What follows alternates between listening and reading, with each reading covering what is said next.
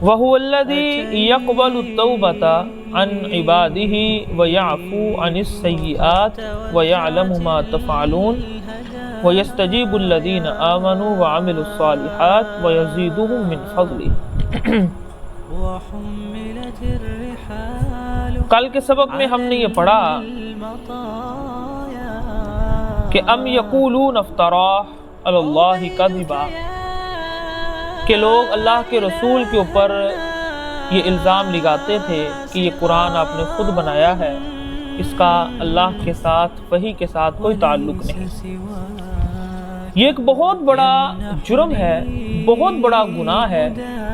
یہ گناہ ایسا ہے کہ یہ گناہ کرنے والوں کے دلوں پر اللہ مہر لگا دیتے ہیں، یعنی جو مانتے ہیں دل سے لیکن زبان سے اقرار نہیں کرتے اور پھر الزام لگاتے ہیں اللہ کے رسول پر، انبیاء پر، کتابوں پر، اللہ پھر ایسے لوگوں کے دلوں پر مہر لگا دیتے ہیں۔ لیکن پھر بھی اللہ کا جو توبہ کا دروازہ ہے نا وہ بند نہیں ہوتا۔ اصل میں اللہ نا اپنی توبہ اور اپنے بندوں کے اوپر جو مہربانی ہے نا وہ ذکر فرماتا ہے کہ وَهُوَ الَّذِي يَقْبَلُ التَّوْبَةَ عَنْ عِبَادِهِ وَيَعْفُو عَنِ السَّيِّئَاتِ۔ زندگی کے کسی بھی موڑ پر جتنا بھی بڑا گناہ کر کے تم آ جاؤ، ساری زندگی حرام کھاتے رہے ہو، اب بھی آ جاؤ زندگی کے آخری لمحات میں کہ میں اب حلال کھاؤں گا، اللہ کہیں گے ٹھیک ہے، تمہاری توبہ قبول ہو۔ اللہ کو اتنی پسند ہے توبہ، انسان کا جب کوئی مال گم ہو جائے اور پھر اس کو مل جائے، جتنی خوشی اسے ہوتی ہے نا اتنی اللہ کو ہوتی ہے جب بندہ اللہ کے پاس معافی مانگنے کے لیے آتا ہے۔ اب اندازہ کریں کہ انسان کا کوئی قیمتی سامان مل جائے گم ہونے کے بعد، اور اس کے بعد اس کے علاوہ کوئی چیز ہے ہی نہیں، وہی اس کا سب کچھ تھا۔ اس طرح کہ ایک سواری کی مثال بیان کی جاتی ہے کہ ایک جنگل میں بندہ ہو، اس کے بعد سواری اور اسی کے اوپر سارا کچھ ہے سامان وغیرہ، اور سواری گم جائے، کچھ بھی نہیں ہے ارد گرد، کوئی شہر نہیں ہے، کوئی بندہ نہیں ہے، اور اچانک وہ سواری اس کو مل جائے اور اتنی خوشی اس کو ہو کہ وہ کہے کہ اللہ تو میرا بندہ اور میں تیرا رب ہوں۔ یعنی انسان کی کیفیت ایسی ہو جائے خوشی کی کہ اس کو پتہ ہی نہیں وہ زبان سے کیا کہہ رہا ہے۔ یہ جو کیفیت ہے نا، اتنی اللہ کو خوشی ہوتی ہے بندے کی جب وہ توبہ کرتا ہے۔ یہ حدیث کے الفاظ کہ بندے کی ایسی کیفیت ہے کہ وہ اللہ کو کہے کہ اللہ تو میرا بندہ ہے، خوشی کے اندر الفاظ پر اپنا کنٹرول ہی نہیں رہا۔ تو یہ اللہ تعالیٰ اپنے بندے کے اپنے پاس آنے پر خوش ہوتے ہیں۔ یہ بڑی رحمت اللہ کی۔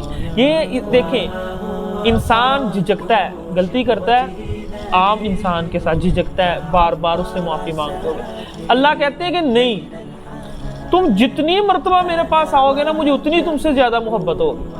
یہ اللہ کا بندوں سے معاملہ بالکل مختلف ہے اور بڑا خوبصورت معاملہ ہے۔ وَيَسْتَجِيبُ الَّذِينَ آمَنُوا وَعَمِلُوا الصَّالِحَاتِ، اللہ ایمان والوں کی توبہ کو قبول کرتے ہیں، وَيَزِيدُهُم مِّن فَضْلِهِ، اور اللہ ان کو اپنے فضل سے اور دیتے ہیں۔ یعنی انسان دعا کرتا ہے نا، اللہ سے کچھ مانگتا ہے، اللہ صرف اس پر نہیں اکتفا کرتے۔ حدیث میں آتا ہے جب اللہ سے مانگو بہترین چیز مانگو، بس یہ نہ کہو کہ اللہ انی کا دے دے، انی کا نہیں، یہ کوئی قانون نہیں اللہ کے ہاں۔ آپ نے جنت مانگنی، جنت الفردوس مانگے۔ جب اللہ سے مانگنا ہے تو اللہ کی شان کو سامنے رکھ کر مانگیں۔ کہتے ہیں نا یار تو قرض منگیا بھی تو کی منگیا، جب منگنا ہی سی تو کچھ فائدہ تو ہوتا۔ تو یہ عام انسانوں کی بات میں کر رہا ہوں۔ تو اللہ تو بہت بڑی ذات ہے، جب اس سے مانگنا ہے نا تو اس کی شان کو سامنے رکھ کر مانگنا، اللہ مجھے اپنی شان کے مطابق یہ چیز عطا فرما، ٹھیک ہے؟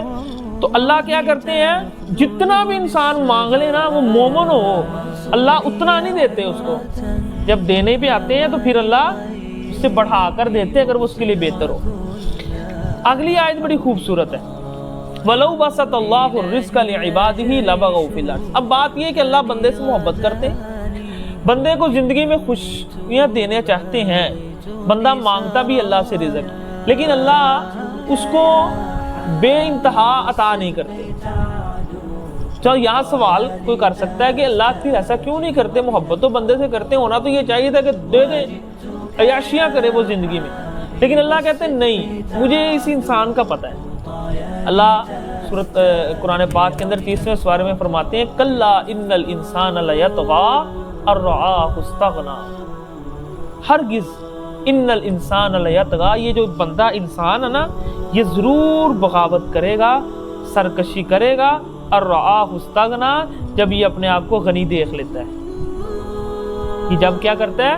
یہ کہ وہ دیکھ لیتا ہے کہ وہ غنی ہو گیا تو وہ کیا کرتا ہے؟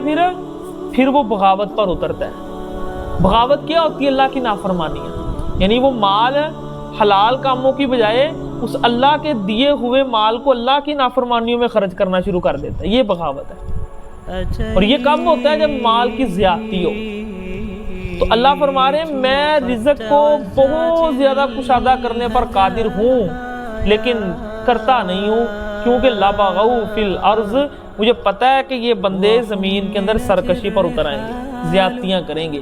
وَلَٰكِن يُنَزِّلُ بِقَدَرٍ مَّا يَشَاءُ، اللہ اپنے اندازے کے مطابق جس کو چاہتا ہے دے دیتا ہے.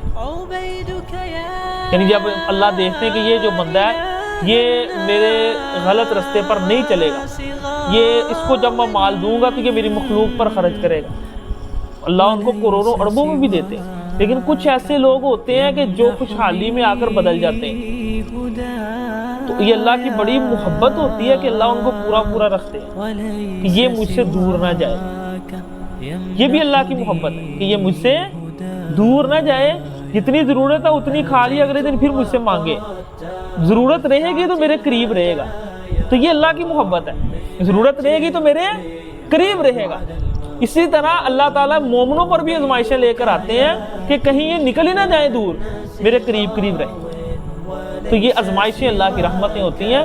اللہ تعالیٰ ہمیں کسی بڑی آزمائش میں نہ ڈالے، لیکن اگر کوئی تکلیف مصیبت آئے تو اس پر اللہ ہمیں پھر صبر کی توفیق دے.